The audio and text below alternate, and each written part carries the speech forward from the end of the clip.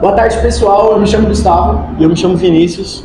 Juntos nós apresentamos o Pod Esporte. Bom, e hoje iremos falar sobre o assunto do racismo e antirracismo.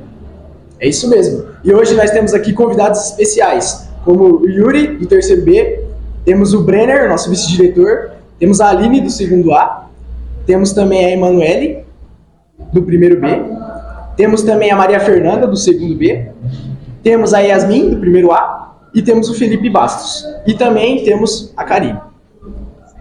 Bom, e para começar o nosso debate, eu já vou sair com a primeira pergunta.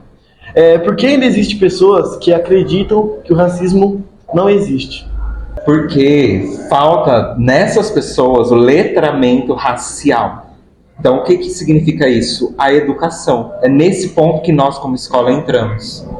Falta essas pessoas passarem por esse letramento racial e compreenderem que a nossa sociedade brasileira atual do século XXI foi cunhada, ou seja, ela foi criada a partir de relações étnico-raciais. Somos uma colônia. A partir do momento que o homem europeu encontra o autóctone, que eles chamaram de índios, os indígenas, já é uma relação étnico-racial estabelecida. E depois, com o advento da escravidão, as coisas só ficaram mais complexas ainda. Sim, concordo. Eu acho que, além disso, às vezes as pessoas, elas não por estarem, por exemplo, por fazerem racismo, às vezes elas não sofrem. Então, tipo, para elas é normal fazer racismo porque não passam. Então, quando a gente não passa, a gente não sabe o que é. E também acho que até a mídia acho que influencia muito nisso, porque quando a gente não aborda um tema adequado para falar sobre racismo, tem pessoas que acham que não tem importância. Então acho que a mídia, ela influencia muito nesse requisito, porque eu acho que a mídia, ela tem que ter uma forma adequada para falar sobre racismo e trazer às pessoas a reflexão da importância do racismo, que é uma coisa que é fluente no Brasil, que acontece muito, e a gente precisa dar um basta nisso. Concordo. Bem pontuado. O fato de ainda pessoas acreditarem que o racismo não existe é o resultado do sucesso do mito da democracia racial. O que significa isso? Acabou a escravidão, tá tudo certo, somos todos iguais. Mas não somos todos iguais. Porque logo que acabou a escravidão, começou a imigração. O governo ajudava com que isso acontecesse de forma mais fácil, que era o embranquecimento da população, o embranquecimento da mão de obra. Por isso que tantos europeus começaram a vir para o Brasil imediatamente após o fim da escravidão. Italianos, japoneses. Eu acho que a cultura do racismo, ela nasce quando nós não entendemos que nosso país foi constituído em cima de um país escravagista, que escravizava pessoas pelo seu tom de pele, e quando os europeus falaram que nós somos melhores que vocês porque nós somos brancos. Então, a gente não entende o porquê do racismo. As pessoas não entendem porque o racismo ainda existe. Elas não entendem a própria história do próprio país. É o letramento racial. Sim. E principalmente as nuances do nosso país. É muito difícil combater o racismo num país em que a própria pessoa preta prefere não falar que é preta. Ela fala, eu sou pardo. O pardo, essa caracterização, surgiu exatamente nos primórdios do IBGE para as pessoas não se auto-intitularem pretas. Se a gente pega os Estados Unidos, por exemplo, lá ou você é preto, ou você é branco, ou você é latino. Não existe o meio termo. Ou você é isso, ou você é aquilo. Quando as coisas estão assim, as cartas estão dadas, fica mais fácil de combater o racismo. Porque aqui, o racismo está nas nuances, está nos olhares. O racismo está escondido. Está em, por exemplo, uma pessoa preta estar andando num shopping, um segurança começar a segui-la. O alarme dispara e ninguém pensa que a mulher do caixa que sem querer não tirou o selo da roupa. As pessoas já pensam que aquela pessoa está roubando. Então fica muito mais difícil de combater o racismo num país assim. E talvez por isso também que as pessoas acham que não existe o racismo aqui. Porque no Brasil, uma das características do racismo é isso. Ele é um racismo velado. Sim, é importante também falar, né, sobre esse racismo velado, que eu fiquei em casa pensando, nossa, o que eu vou falar, né, se eu já sofri racismo e tal. E eu nunca tive um racismo escancarado assim, que a pessoa chegasse em mim e falasse, mas os olhares sim. Tanto que ontem, que você viu, né, você me viu no ponto, e ontem eu já senti uma coisa estranha de um casal de senhores que chegou perto. E eu nem ligo mesmo, mas eu sinto. Então, antes de chegar esses dois senhores, tinha passado outras pessoas, e eu conversei com eles de boa, e a senhora falou comigo, eu tava com meu rabo bem grandão, né? E aí ela foi, falou comigo, me elogiou, beleza. Depois ela foi embora. Nisso que ela foi embora, chegou, tipo, duas senhoras, sentaram do meu lado. Aí eu vi que, tipo, ela ficava meio que me olhando de cima a baixo, sabe? E, tipo, eu no celular, mas eu vi que ela tava toda hora olhando, aí olhava. Sabe? Aquela coisa assim. Aí, beleza. Aí passou, beleza. Na hora que ela tava pra ir embora, já o ônibus tava chegando. Antes disso, passou um moço sentou do meu lado. E eu tava todo tempo aqui, ó. Ela aqui, nossa. Ela foi perguntar horas, eu tava só pro moço branco que estava no outro lado do que pra mim. Então ela fez questão de perguntar a hora pro branco. Eu já senti ali. Pode ser, mas não sei, talvez nem foi isso, mas eu senti. Porque quando a gente sente. Não existe isso. E outra, quando chegou o ônibus, eu ia pegar o mesmo ônibus que ela. Óbvio que são senhores, né? Eu ia deixar eles entrar primeiro. Nisso, a senhora já foi na frente, eu tava atrás, eu ia deixar a irmã dela, que eu vi que era a irmã. E ela foi, pegou, parou. Pode vir aqui, ó, pra irmã dela ir na frente, sabe? Pra ela subir na frente. Então, assim, é nesses detalhezinhos, sabe? Nessas coisinhas mínimas que vem o racismo mesmo. Porque não é falado, é olhado.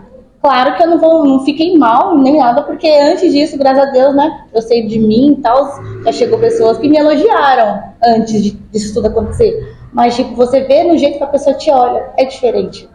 Você sabe quando uma pessoa olha com um olhar de admiração e quando ela olha com um olhar, tipo, sabe, nojo, sabe? Tipo, uma coisa assim, totalmente desnecessário. Tipo, preta arrumada.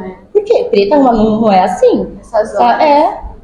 Exatamente. Então esse racismo velado, porque assim, as pessoas não têm coragem de chegar. Antes era mais escancarado, hoje em dia não. Hoje em dia, porque sabe, né, da cadeia e tem coisas muito além. Mas é bem complicado essa situação. Muito triste mesmo o que a gente sofre aqui, né? A gente que é negro, né? A gente sofre muita diferença no nosso dia a dia. Às vezes a gente pode ir até no mercado, qualquer lugar que a gente sabe como a gente passa, né? Sim. Às vezes a gente tá querendo fazer uma comprar um negócio pra casa e ver que passa uma pessoa branca olhando a gente de cima a baixo, é muito complicado. Ainda mais se tiver de chinelo. Aí não tem como. Eles julgam pela vestimenta, você não sabe o que você tem, o seu caráter. Se você Acaba vai fazer misturando algo o preconceito e o racismo junto. porque se fosse um branco de chinelo, opa, tudo certo. Normal. Agora vai você, todo de chinelo no mercado, ou de um pão de açúcar, por exemplo. O pessoal já olha com outro olho, já. De olho exatamente, ó, já fica esperto que entrou aí, ó. É complicado, gente. Por isso que o tema desse podcast é tão importante. Eu queria até agradecer a oportunidade e o convite recebido por vocês, que não é só racismo, é o antirracismo também. Até porque sobre o racismo a gente discute, a gente conversa. O problema é o antirracismo. De que maneiras vamos combater tudo isso? Porque os dados estão aí, os números estão aí. A Yasmin falou, tá tudo gravado, tá tudo filmado. Hoje em dia isso, a gente vê os casos. Como combater? Eu acho que um primeiro passo talvez seja o reconhecimento da branquitude. Hoje em dia esse é um tópico muito discutido nos círculos antirracistas. Os pretos precisam saber que são pretos, é o letramento racial. Os brancos precisam saber que são brancos e precisam reconhecer que, querendo ou não, eles usufruem de uma sociedade racista, que é estar no ponto de ônibus e não receber olhares, que é estar no mercado e não ser seguido, que é passar do lado de alguém no trem e ninguém segurar a bolsa mais forte. Se você é branco e nada disso acontece com você, você está usufruindo do... Quem falou da estrutura da sociedade? Foi você, não foi? Você está usufruindo de uma estrutura da sociedade racista. Você queira ou não. Então, reconhecer isso é o primeiro passo. Bom, e Com aquela pontuação do Brenner sobre o antirracismo, a gente vai passar um vídeo agora. Vocês dão uma olhada aí. Desde moleque você já cresce ouvindo assim, aí, você é preto, você tem que fazer 2 vezes mais para as pessoas verem que você é igual. Então você já sai 2 vezes mais em desvantagem. Que você nem para ser um cara normal você pode ser. Aí quando você olha, você tá na selva de pedra e você vê que você não deu nem o começo ainda, nem começou ainda. Como é que você vai ser 2 vezes melhor? Você olha no seu bolso e tem R$1 só. E se você tá atrás da grade, você vê, eu tô muito...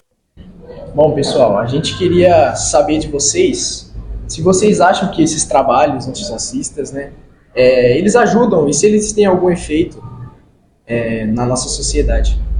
Bom, eu acho que sim. Eu acho que tem efeito sim, igual eu falei.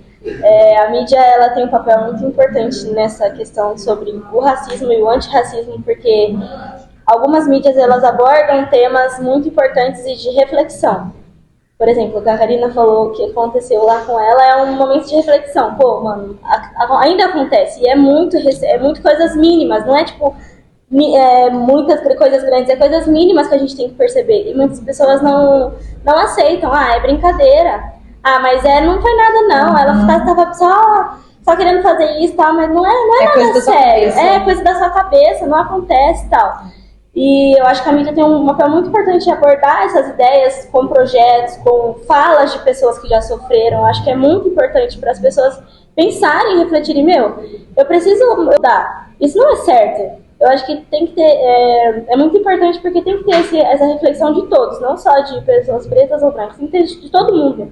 Então, somos todos iguais, a sociedade, nós somos no século XXI, então hoje, igual a Manu falou, não era nem pra gente estar falando sobre isso, porque nós somos todos iguais. Então, acho que é muito importante, sim, esses trabalhos para a reflexão das pessoas. Para mim, a base está na educação. Na educação, desde o primeiro ano do ensino fundamental, em todas as possíveis ocasiões que se puder, tem que se discutir a questão étnico-racial. A educação é a base de basicamente tudo no mundo, em relação a qualquer coisa. Você necessita da educação para você entender, para você compreender, para você respeitar a pessoa. Você tem que ter educação, você tem que ir atrás, ou pelo menos tentar ir para uma escola, ter um estudo, sabe? Isso é a base de tudo que você precisa na sua vida, é a educação. A gente, primeiramente, quer agradecer o vídeo, né, da Sara e da Stephanie, do terceiro B, um vídeo muito bom. E para finalizar, a gente tem a última pergunta, que é se alguém de vocês já presenciou ou já sofreu até um ato racista. Então, hoje em dia a gente presencia em qualquer lugar que a gente olha. Em escolas, em casa, na rua. Então é impossível você chegar em qualquer pessoa e perguntar se ela já viu, se ela já presenciou um ato racista. E por mais que ela responda que não, é aquele negócio. Ela não sabe o que é e ela não acha que o racismo acontece. Se ela falar que não, é porque ela não sabe como funcionam as coisas. Ela não enxerga a situação. Mas, como eu falei, brincadeiras que as pessoas levam como se não fosse nada, mas na verdade é uma brincadeira racista, está machucando alguém, que pode não estar sendo nem direto para ela, mas ela está escutando, ela pode estar escutando e ela pode estar sentindo, ou mesmo você pode estar brincando com uma pessoa e ela fala que está tudo bem, só que não está tudo bem, ela vai chegar em casa, vai pensar naquilo muitas vezes. Isso não é normal, isso não é uma coisa legal, mas é o real que está acontecendo. E é algo que fica para o resto da vida. Você pode presenciar aquilo e você nunca mais esquecer. Você pode passar por isso e nunca mais esquecer. É algo que fica na ferida. Abre uma ferida assim e as pessoas só vão alimentando isso. É isso que eu tava pensando. Mas eu não sou racista. Tá, você não é, mas você teve uma atitude racista. Exatamente. Foi irrefletida, foi impensada, você não queria, você não tinha intenção. Tá tudo certo, mas você foi. Nada muda o fato de que você foi. E agora cabe a você lidar com isso, não eu. Bom, o tempo está acabando, então muito obrigado a todos que participaram do nosso podcast, né? Fico lisonjeado de ter vocês e é isso, muito obrigado mesmo. Muito obrigado. É nóis. Obrigado.